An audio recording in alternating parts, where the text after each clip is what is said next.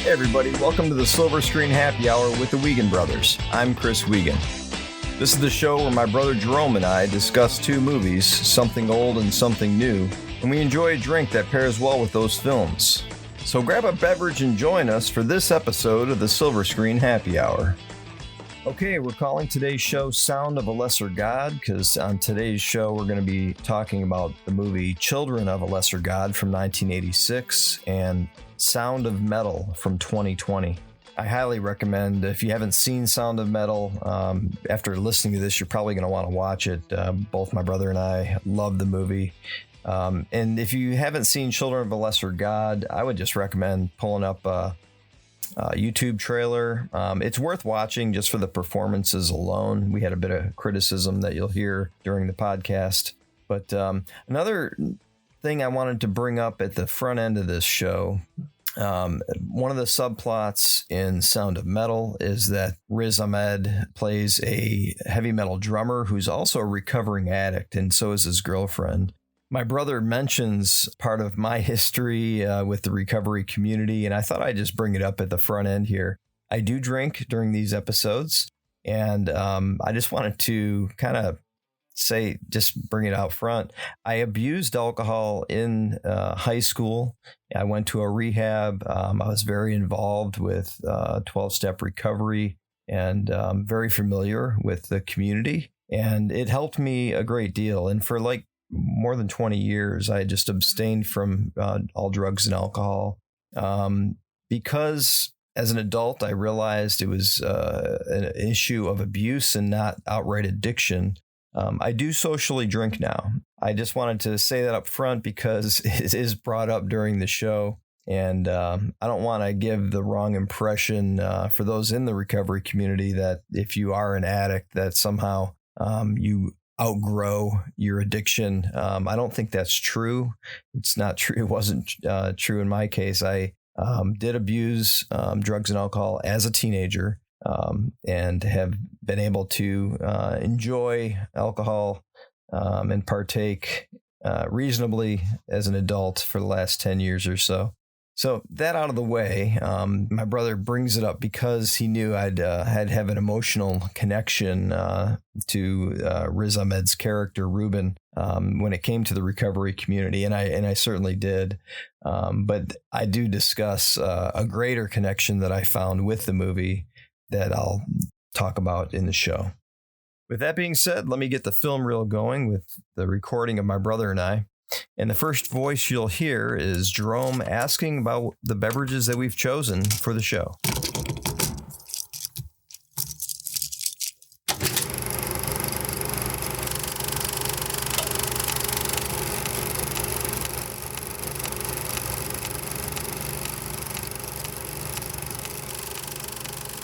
What are we drinking today? Today's I felt kind of weird trying to pick a drink for these two movies because number one, in Sound of Metal, he's a recovering addict. And I'm like, I should probably be drinking, bad AA coffee or something out of respect. But no, I have this whiskey that it's kind of a novelty whiskey, I thought, but it's actually pretty damn good. I think. I like bourbons, and this is called Blackened by Metallica. Nice. They, I don't know if they licensed someone to make their whiskey for them, Dave Pickerel or something. And it's once it's made, it's American whiskey finished in black brandy casks, and after it's put in the casks, they put it in a room and they blast Metallica 24 hours a day for as long as it ages. I know it's kind of gimmicky, but it's a little harsh on the back end, but the flavor is delightful. So that's what she said. I don't know. You got the cork. I'm gonna record the pour here in front of the microphone. Okay. Ooh. Oh yeah. That's a lot of whiskey. So I'm going the opposite of you. I'm going the cheapest, weakest. Well, actually, I went with Old Forrester today. Old Forrester is a straight Kentucky bourbon. Okay. Kentucky bourbon whiskey. This actually isn't bad among the cheap whiskeys. So when you go to the store, you'll find this on a higher shelf, okay, but the same price as the lower shelf stuff. So nice. it's the highest class of the shitty cheap stuff. Gotcha. So I'm going Old Forrester today. Yeah. So I also picked Blackened because The Sound of Metal is the one movie, and the other one, Children of a Lesser God, is also about it's about a school for the deaf, but The Sound of Metal, I just thought the bottle was cool on the Blackened bottle because it's got the sound waves on the front of the bottle, and he was a hard rock drummer. He was a metal drummer. Yeah. So it plays into it.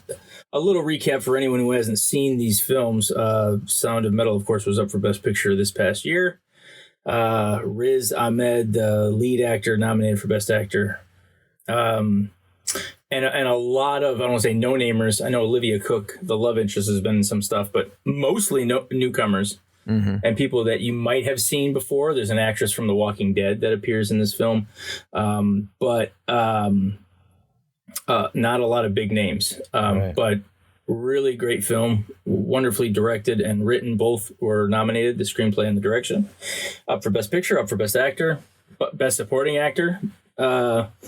The list goes on. It actually won a couple of Oscars for the sound categories, which is interesting because I think it was well deserved. The sound, I'm going to talk about that as we get into it because anyways, but. And then its counterpart that we went with, I know last week we talked about possibly Clean and Sober, but we ended up going with Children of a Lesser God, which is a film, again, about a deaf school, and particularly the janitor of the deaf school and the speech teacher who comes to work at the school and eventually falls in love with the janitor. Another Oscar winner, Marlee Matlin, wins Best Actress, first hearing impaired actress to win the Oscar, or at least to win Best Actress. I don't know. There might have been a hearing impaired person that won an Oscar in some other category. I don't think so, though. Paul Raci, is that how you say his name? Raci? Was he nominated for? He was nominated for Best Supporting Actor. Yeah, he was fantastic in that movie. And in Sound of Metal, he was good in all of it. But I always believe that there's always that one scene that catapults somebody. Yeah. When you see a scene, you're like, that's the scene that they got nominated for. Everybody talks about, Denzel winning in Glory. I already know what scene you're talking about. The single teardrop from Denzel when he's getting whipped. That alone, that's people say, well, that's what won the Oscar, that scene right there. Paul Raci, I'm not sure exactly how to pronounce his last name. He got nominated on the scene that they showed at the Oscars when he was nominated, and it's the scene where he tells Ruben he can't stay at the house. Yeah, so that scene, I told my wife, Jessie, when we were watching it, you literally felt like he was talking to his own son. Yes. There was so much emotion in his eyes, in his voice, and I was like, God. And without and then when when Ruben leaves, he has to breathe. Yeah. To keep himself from crying. I felt every second of that scene. Yeah. Yeah. I caught it the first time, but when your first time you're watching a movie, you're just trying to take in everything you can. Yeah. As far as story and keeping the story going. When you go back and watch it a second time, that's when you can really savor the little moments like that. Yep. And it wasn't until my second viewing that I was really blown away by that scene and that moment. Yeah. I noted that to her the first time we saw it. I saw it for the second time today. And I tell you what, so for anyone listening that doesn't know, I have an emotional connection to this movie because my wife, Jessie, is hearing impaired. She's not totally deaf like the actor, like the character in the film. But they did such a good job making you feel what he was experiencing with the sound, like the editing of the sound. Yes. Even in watching it a second time, every noise was noticeable at the very beginning before he went deaf. He's percolating coffee, he's making a smoothie in the trailer after the music show, and every little sound is very present. It's like they're very purposefully making you hear all these things. And then all of a sudden later when his hearing goes, it just goes like that. And it's startling to him, but it's startling to you too, because they muffle all the sound around him. And and so what it did for me was my wife's always told me what it's like when her hearing aids go out. You know, it's like everything, like one of her ears just goes deaf, or if she doesn't have them in. And that it's like when she first got the hearing aids, she said it was really difficult to get used to at first because she was hearing everything that she never used to hear. Like driving in a car was more difficult because we had a cheap car that was really loud, you know, and so anyways, at one point in the movie, they do another thing where you get to experience that from his point of view, where he's hearing all these noises that he didn't it's like hear before. A movie that does a really good job of that as well, that really got bagged by a lot of people, but I liked it, was Superman Returns. Which was before all these new Supermans that you see. It was the first Superman to come out in a long time. Yeah. And it was supposed to be a direct sequel to Superman 2. Brandon Routh plays the Superman. And there's a scene where he's just sort of floating above Earth and he's hearing everything. He hears car horns, you know, because he's Superman. So he can hear he hears babies crying, and he's up above the Earth and he's hearing every little thing. And he has to try to block it out, because if he allows himself, he will literally hear everything that's going on Earth. And it could be quite maddening. And I think, if I remember correctly, there's even a moment where a character, I think the love interest, says something to him of that effect. Like, you know, do you just hear everything all the time? And he says, I have to block it out. You know, it's just too much. Yeah, it's exhausting. So I can imagine. Yeah. So anyway, because of that connection with it, I was able to feel a little bit of what my wife experiences. Now, she's not completely deaf, but she definitely has severe hearing loss, and you know, to the point where they do consider her impaired or disabled, or however you want to put it. Right. But yeah, and because of that, I had this emotional connection to the movie. And then watching it a second time, I think, like you said, I was just following the story more the first time. The second time, I was like, I don't know, I really felt it even deeper. So. Yeah, well, exactly. And you really get a moment to take in all those little morsels that you missed the first time. I mean, I realize it's like that with every movie. Yeah. And some movies you watch 100 times. I could watch Airplane right now and catch something I hadn't seen before. Like, it's just some movies you catch things you didn't even know. You've seen the movie 100 times and you're still catching things in the background you didn't notice. Yeah. The Shining is like that too. You should, anybody who wants to Google or YouTube what Stanley Kubrick's direction was for The Shining, you'll see all kinds of weird stuff in the background you never even knew was there. So you know, watching movies like that, you always get that. This movie in particular, on an emotional level, you catch a lot of the things you might have missed the first time. Now, I knew you would like this movie. I knew, and it had nothing even to do with Jesse's situation at all. Right. I knew you'd like it for two reasons, and I remember thinking two reasons is what I told my wife. He's into heavy metal. He's into hard rock. Right. Grew up on that stuff. And recovering addict. Right.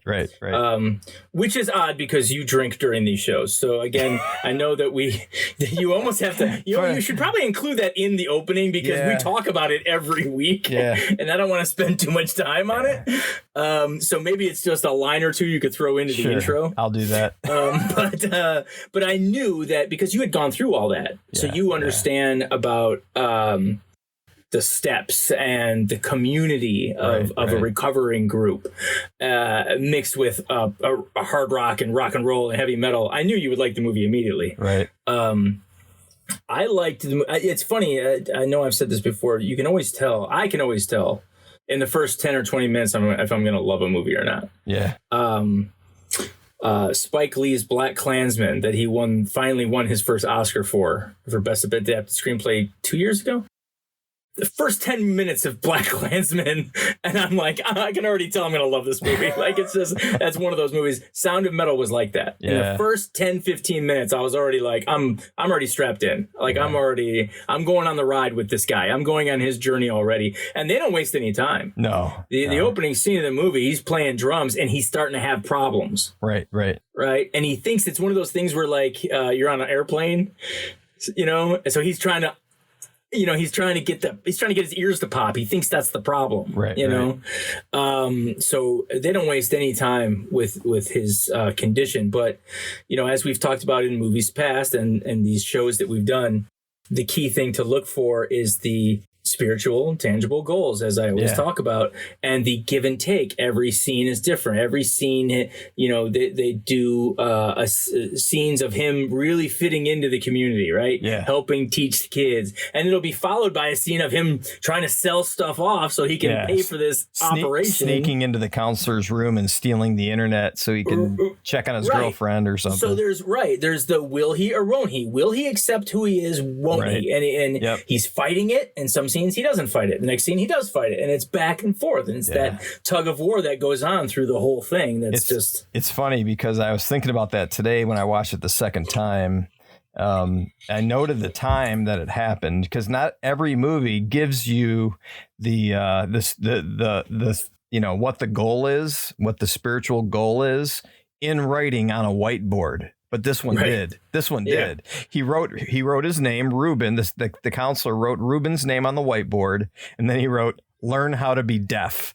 Yeah, and it's funny that you should mention that, because you're right. Remember what we talked about a few weeks back about how to involve exposition without it being too obvious. And, we used the example of Austin Powers, where the guy giving all the mindless information, his name is Basil Exposition. So, that kind of a joke. The writers of this movie kind of did that. They played on it. They said, you know what? We're not going to hide it. We're going to put it right up there. Yeah. This is what, it's like. And it was very appropriate, because he was literally, it was basically like a rehab.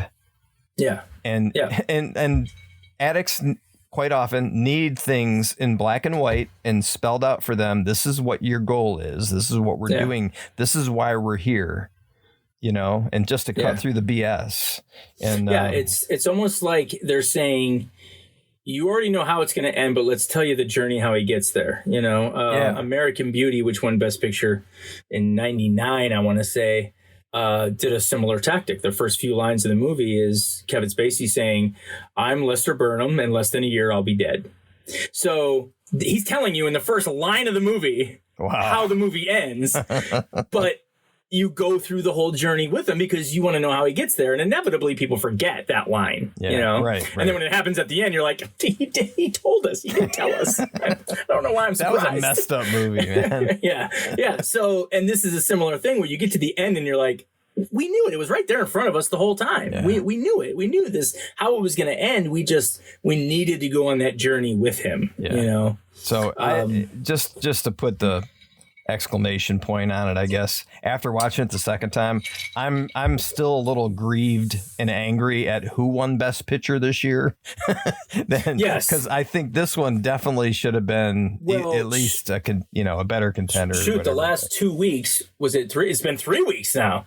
We did Trial of Chicago 7, Promising Young Woman, and now Sound of Metal. I know the three movies that probably could have won or should have won Best Picture. Well, and ahead of Nomadland. I would have been satisfied if any of those won. Any of those three. Yeah, but I don't know. Nomadland. There's actually more. Like, I would have been okay with, quite frankly, any of them. Because of all the nominees, and this is no knock on Nomadland. It was a fine film. But it was fine, but it wasn't the films Best that were Picture. Nominated, I had it last. Yeah, exactly. Of the films that were nominated. I still do have it last, and I've seen Nomadland twice now. And I can appreciate its direction. I can appreciate its production design, its directing, its cinematography, all that stuff. Yeah. The acting. Yeah, acting, absolutely. fine. everything.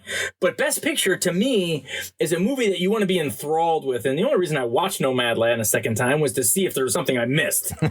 Because after I watched it the first time, I was like, really? I don't think I'm going to watch it a second time. This is the most boring. It reminded me of The English Patient. It honestly did. I remember saying it was this year. It's this, our era's English Patient. Yeah. I mean, it plays like a documentary. It feels like a documentary, and I can appreciate a documentary. I'm never going to vote for a documentary for Best Picture. I don't think.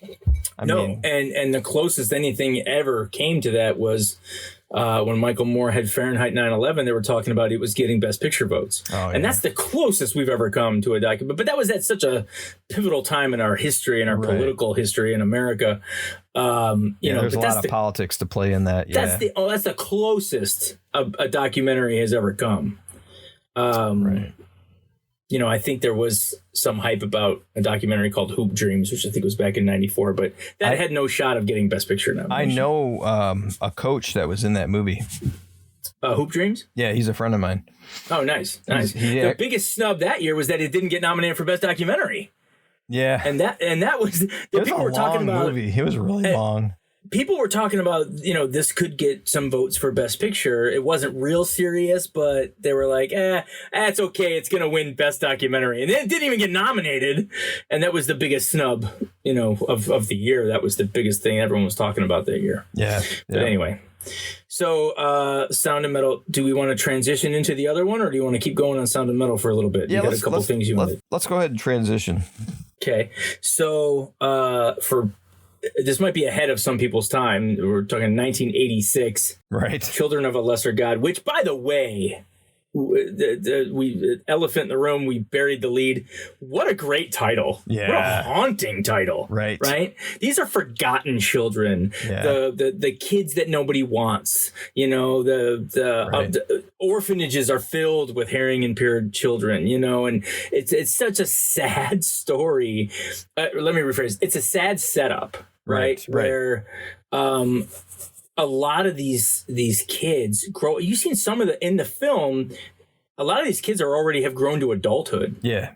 And even the comments from the what's the actor's name that runs the school? Philip Bosco. Philip Bosco says to man, I'm only had half a drink here, and I can't remember anyone's name. William Hurt, the lead. Yeah, he's the lead. So he says to William Hurt, we're just trying to make life a little better for them, or something like that. I can't remember the exact quote. And the funny thing is, you just touched on the theme, because that happens in the first 5 minutes. Right. And what did we always talk about? It's always said to the lead. Yep. Don't get crazy. Don't try to, Right. Just don't rock the boat. Don't rock the boat. Just teach them how to speak, how to get along in life. Yeah. How to get along. And because he's a speech teacher, so he just how to reach these kids. And what does he do? The first thing he does when he gets the chance, he falls in love with the janitor, who, by the way, is the most volatile person on the school grounds. Right. That everyone, when they see her, they're like, "Oh, don't worry about her. She's just crazy." Right? They don't. But again, how often do hearing impaired children get confused? And this is a theme that's brought up several times throughout that film. How many times are they thought of to be stupid? And they're not. How many times are they thought of to be crazy? And they're not. Right. How many times just the way that they're treated. So what an amazing title. It was actually a play. The film was based on a play, but I've always thought it a haunting title for a film, especially if you're a religious person, to think that that they feel that way. That they feel that there's a sentiment among their community that because of how we're treated by the rest of society, we must have a lesser God than they have. Right. And that, how sad is that? Really quick, I love the relationship between William Hurt and that one student who he was teaching him how to speak by basically teaching him how to swear. Two things. It was great. Great chemistry there. I was going to tell you, there's two things. I was going to bring that guy up, and I don't know his name in real life. But two things with that. Number one, That is a direct success and failure that they got going on through the film. That's the success guy. You know who the failure guy is? The one that never gets resolved. Right. The kid that never opens up. Yeah. And you always think, at the end of the movie, he's going to say something. Nope. He never does. Yeah. That's the one that got away. Yeah. And the swearing guy is the success. Is the counter flip of that. And in one of the last scenes, he's like, calls him a fuckhead. Yeah, fuckhead. But one of my other funny, I told you already, one of my favorite moments of the film, Philip Bosco, as William Hurt's coming down the stairs, he's chasing after Sarah and he's yelling her name, and he turns and says, yelling at the back of a deaf woman, and he turns to the other guy and goes, he went to all the best schools. There's another scene of Philip Bosco I love is the scene with that guy. It's at the midway point. It's where parents are coming for to visit, right?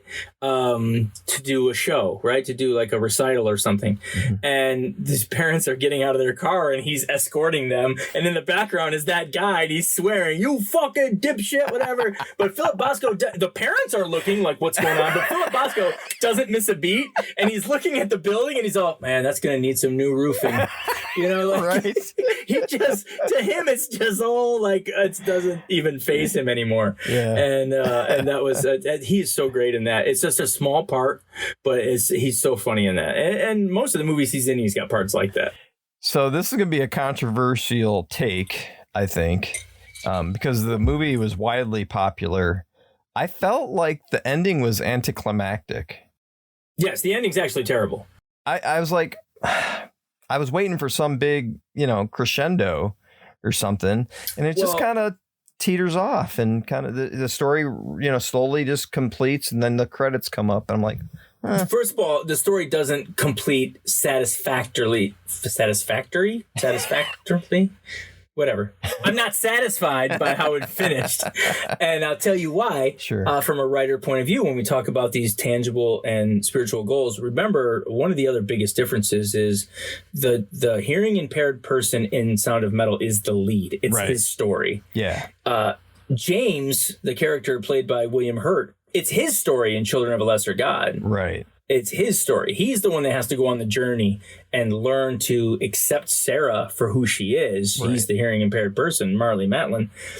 What makes it disappointing at the end is there's sort of this agreement that we'll meet halfway. Right. I'll accept you halfway, and you come the other half and speak for me. Well, damn it, she just told you the whole movie she doesn't want to talk. Right. That's not who she is. So what's unfulfilling is that he still doesn't learn his lesson. He kind of learns it. I guess you could say he halfway learns it, but he doesn't fully accept it. Yeah. He's still fighting it. And for the credits to roll, you watch that and you're like, again, sorry to ruin the ending. It was 1986 if you haven't seen it by now. Exactly. Sorry. But, for the credits to roll after that, you think to yourself, that sucks. That sucks. And I think if that movie was made today, it would have a different ending because people are more tolerant now with disabilities. We were less tolerant in the 80s about everything. And if that movie came out today, critics would say, what? Right. You're not accepting her for who she is? Who the hell are you to tell her who she is? Right. You know what I mean? Yeah. In a climate that we have today with LGBTQ, accepting of who people are, that movie could be made today, but it would have a drastically different ending. There is a scene in that movie where after having it out with the principal of the school, William Hurt said, well, she's going to move in with me. And then he just goes and tells her, pack up your stuff. You're moving in with me. Pack your shit up. You're coming with me because I said so. I was kind of in shock. I think my jaw dropped. I was like, how's this going to play? And it just kind of plays. It just they don't even really address it. Because we're used to 2021 worlds. Hell yeah. I was like, come on. She would have kicked your ass. 1986, a man made those decisions, damn it. She does address what he said later. But it's sort of, it's not really addressed well. I just feel like she brings it up. She brings it up. And it's like, but like you said, he didn't learn his lesson. Right. It's like now when I first saw that part, and I don't want to say first saw because I had seen this movie a bunch of times back in the 80s, but I hadn't revisited it until this week for this show. So let me just rephrase, not the first time I saw it, when I revisited it again, I remember thinking in that scene, this is part of that push and pull. He's not learning his lesson, right? And other scenes, they don't involve her. It's the scenes of his students. Right. Where he's sort of learning this, okay, I got to figure out who they are and sort of cater my teachings to each one of them individually to get them to express themselves. So it's almost like to his students, he has way more tolerance than he has for Sarah. Yeah. He has no tolerance for Sarah being who she is. And that's the lesson he needs to learn, and he fails to learn it. And right. Yes, that happens near, I don't want to say the climax of the film, but near the end, right? It's almost near Act 3. I mean, where they have this big blow up. Yeah, and I think that's where they intended the climax to be, because that's when they had their big blow up and everything. But it just didn't land, you know? Yeah. So again, if that movie was made today, those scenes would be way different. So what awards did that movie win? I think it won just Marlee Matlin for Best Actress. Yeah, well, and she was phenomenal, so I totally give her that. But I don't blame them for not giving it Best Picture because of that alone. You know. You know what's interesting too is, so two things on that. William Hurt, that was in the middle of a monster career for him. Mm-hmm. He had done The Big Chill. He had just won the Oscar for Kiss of the Spider Woman. He does Children of the Lesser God. The year after that, he does Broadcast News. I mean, there was no bigger name. Not even Jack was as big as William Hurt for those 4 or 5 years in the middle of the 80s. Yeah. So it was huge to get him, right? And of course, he got nominated for Best Actor, as he seemed to almost every year he was nominated for Best Actor for the other movie. The Accidental Tourist, I think, came out a year after Broadcast News. So he was just knocking them out left and right. Was he the one that played the doctor? The doctor in the movie The Doctor. That wasn't until I think 91 though. Oh, okay. He lost his voice or something in that movie. Early 90s. Well, he didn't lose his voice, but he had cancer of the voice box. Yeah, and he thought he was cancer of the voice box. Yeah. Which is another really good movie. I mean, William Hurt's awesome. There's very few movies he sucks in. I don't know if there is any movie he sucks in, but what's interesting is, of course, he got all the press. He's the lead. She was a no-namer at the time, and she can now. But she couldn't speak when that movie came out. Interesting. It's customary for the person that wins Best Actor to present the award for Best Actress the next year, and vice versa. Right. And so she wins Best Actress. She took a year of speech training. Wow. Because when it was her turn to present the Oscar in 1987. Wow. So that's a hot take. To Michael Douglas, who won for... That's a hot take for this podcast. Pull that up on YouTube. That'd be worth watching. It's on YouTube. You can watch Marlee Matlin or you just YouTube Michael Douglas wins Best Actor, because it'll show her present the Oscar. Okay. She, for the first time, she's able to speak, and she says all that. Now, it's not very, she struggles. Sure. But she gets it out, and she's able to say each actor's name. That's cool. And she even, you'll see it when you YouTube it. We're getting way off subject here, but we do that. We rant, and we go on little, whatever you call it. And that's an amazing accomplishment for someone. I mean, if she's never had hearing, how do you learn to make those sounds? Right. It's amazing. And she worked for about a year, I think they said, for her to do this. And the one of the nominees for Best Actor that year, Michael Douglas wins for Wall Street, but one of the nominees was Robin Williams in Good Morning Vietnam. And everybody knows that the tag of Good Morning Vietnam was him yelling that into the microphone. Good morning, Vietnam, right? He says it throughout the times. He's playing a real life character. When she presents the Oscar, she says it like that. Oh, really? And it blows the whole crowd away, including Robin Williams. Everybody just roars. They love it. She says it like that. That's awesome. So you can imagine somebody who's hearing impaired trying to speak, but saying Robin Williams in Good Morning Vietnam. not like she even nails that part. So, I mean, hats off to her. And of course, people that are fans of The West Wing know that she's been around since then. She's in a lot of stuff, and she was on The West Wing for a long time. Yep. Great actress. But anyway, getting back to storyline. Yes, the Leeds, he's the lead, and he's not the hearing impaired one. It's his journey, though.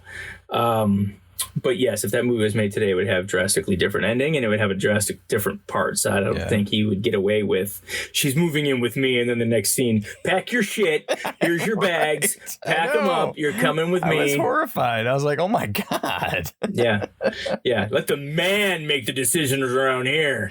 Like, what decade is this? And you realize, oh yeah, it's the 80s. It's 1986, which wasn't really good back then either. But exactly, you know, I mean, we're talking, that's like a 50s notion right there being played out in the 80s. Yeah. So yeah, I don't think I want to talk too much about the ending of The Sound of Metal because it's such a new movie. I will say we keep making that mistake. I loved it. It's funny because there's different things that went through my mind the first time I saw it that I thought maybe they would do and they didn't. But I think the way they did it was brilliant and perfect, and it doesn't need to be changed or shouldn't have been any different. So I'll just say that, and maybe, you know, hopefully if someone hasn't seen it, they'll go out and see it.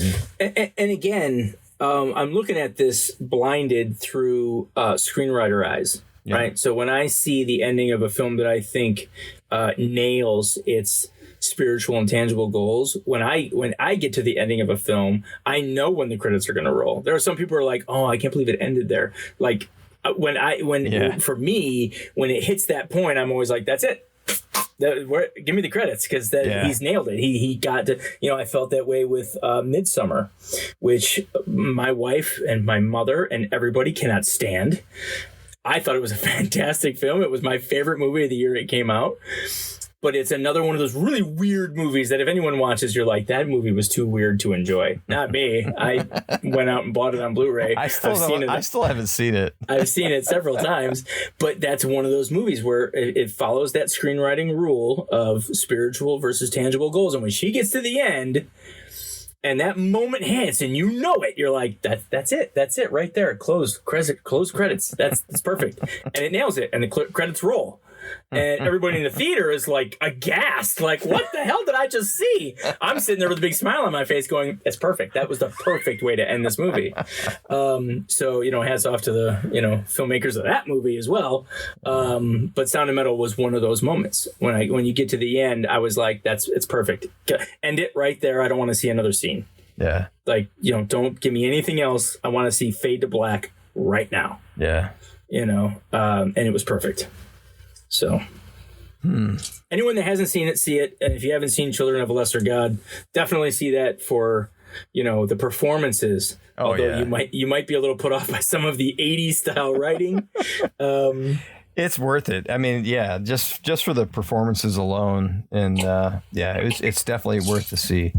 And what a beauty. God, Marlee Matlin is so beautiful in that movie. Yeah. You know, I mean, she's an attractive woman anyway, but the way some of the moments that they shoot her, you know, like when she's in the pool, like just her eyes, because she doesn't want him to see her naked, right? Because she's skinny dipping. Right. So when she sees him come in, she swims over to the edge of the pool. Right. And just her little face, like a little mouse, her little face is sticking up over the edge of the pool, and all you see is her eyes. Yeah. But some of the most beautiful stare I've ever seen from anyone. Right. You know, she's just beautiful. Another interesting scene about the give and take. He's supposed to learn on this journey, and it's every other scene he should be getting something. The scene where she's dancing by herself. Yeah, that was cool. A crowd of people around her, and he's just standing. He's not dancing with her at all. He's just standing there watching her. Well, he began to dance, but he was so captured by her. Right. And the way she was so into feeling the music, because she couldn't hear it. She was just feeling from the vibrations off the floor. And she had her eyes closed, and she was swaying and doing all these things with her arms and her body. And it was beautiful. And he was just struck by it. Yeah, that was a cool scene. That was really cool. Yep. So, all right. So what do you got for me? So our 6 degrees of separation. So we picked 2 people or one person from each movie. See if you can connect them within 6 degrees. And what are the rules again for this? A degree is a feature-length film. Right. We don't use TV shows and we don't use directors. Yep.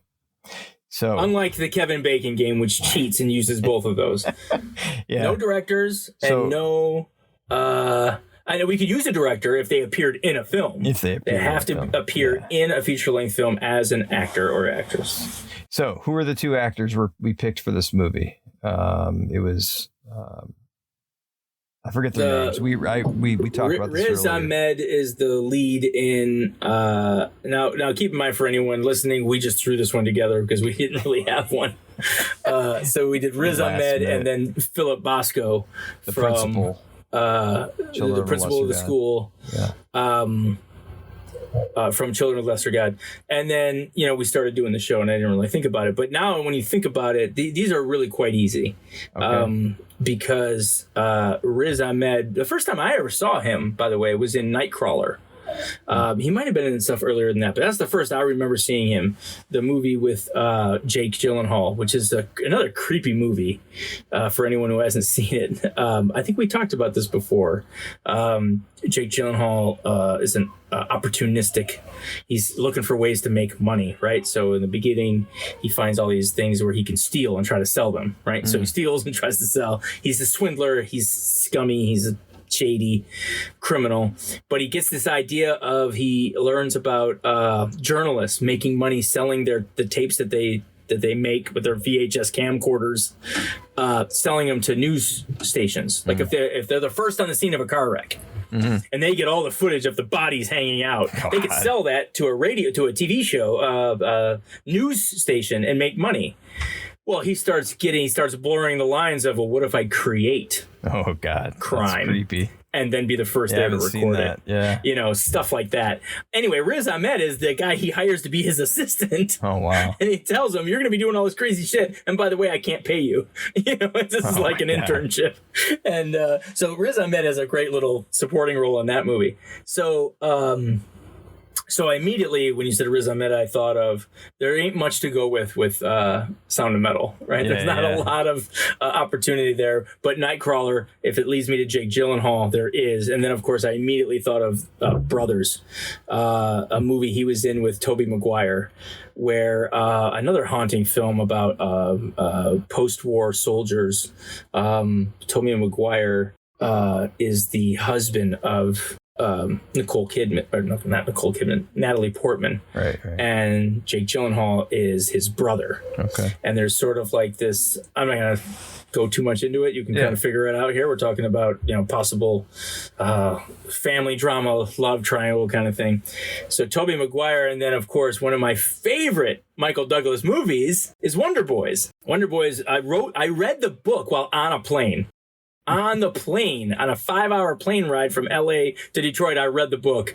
I can't remember the writer's name, the author's name as I think about it, but the movie Wonder Boys with Michael Douglas, mm-hmm. Tobey Maguire, Robert Downey Jr., and Philip Bosco as a supporting role in that. So I immediately thought of that. So it didn't. So was that 5 degrees? If you go Wonder Boys. Takes you to Tobey Maguire, Brothers takes you to Jake Gyllenhaal, which is Nightcrawlers, Riz Ahmed. So it's only 3, actually. You got to count the 2 movies that we started with. Nightcrawler. I didn't start with Sound of Metal. Huh? I didn't start with Sound of Metal. I used Nightcrawler. Riz Ahmed is in Nightcrawlers. Right.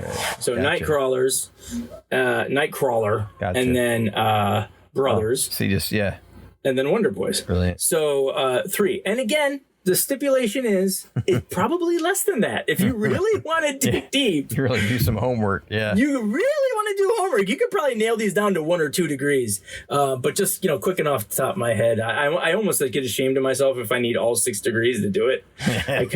I'm very ashamed because I know it can be done in less. But sometimes it's just like, let me just get it over with. I'll just go the long way. As long as I get it within 6, then it's fine. But someday we won't be able to play this game. When there's like 400 years of movies.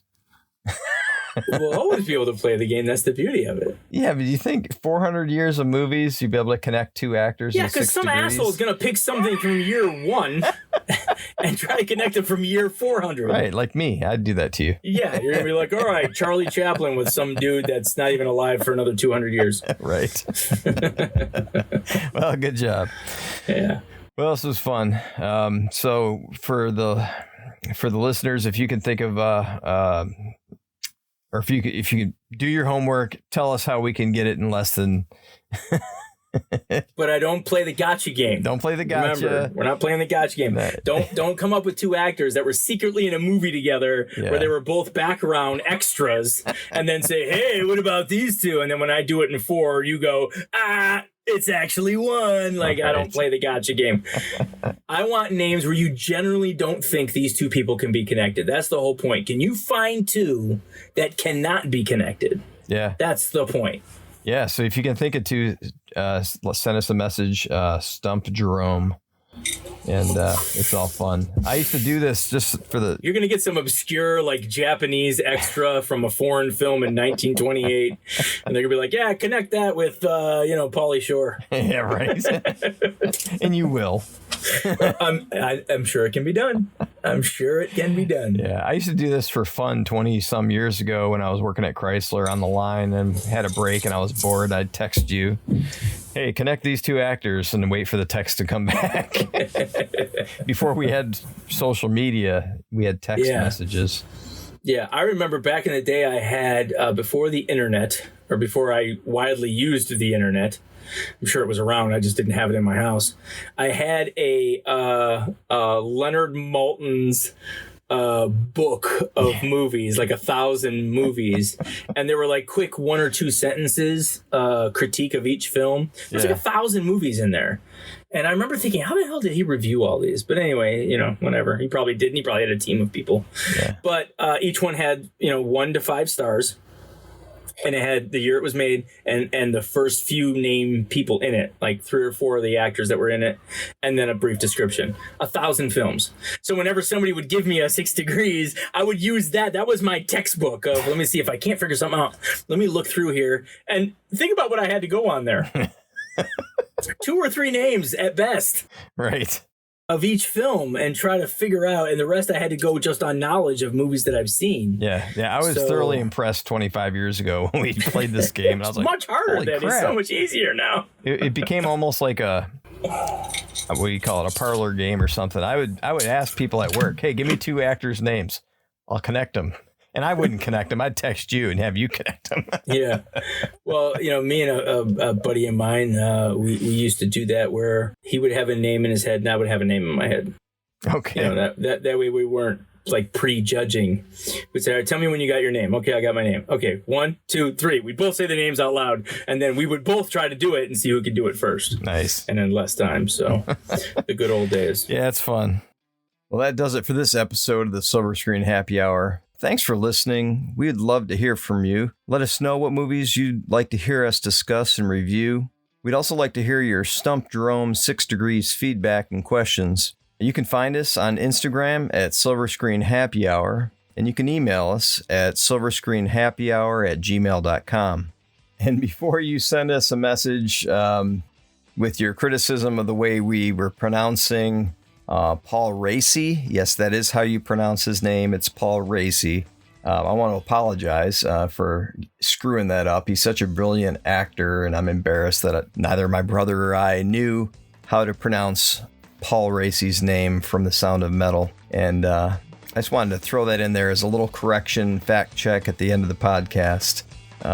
So I'm going to hopefully do that at the end of all these podcasts as I re-listen to them and edit them, find mistakes, and do a little fact check. But again, this is an opportunity for you, the listener, to get in touch with us and let us know where we screwed up.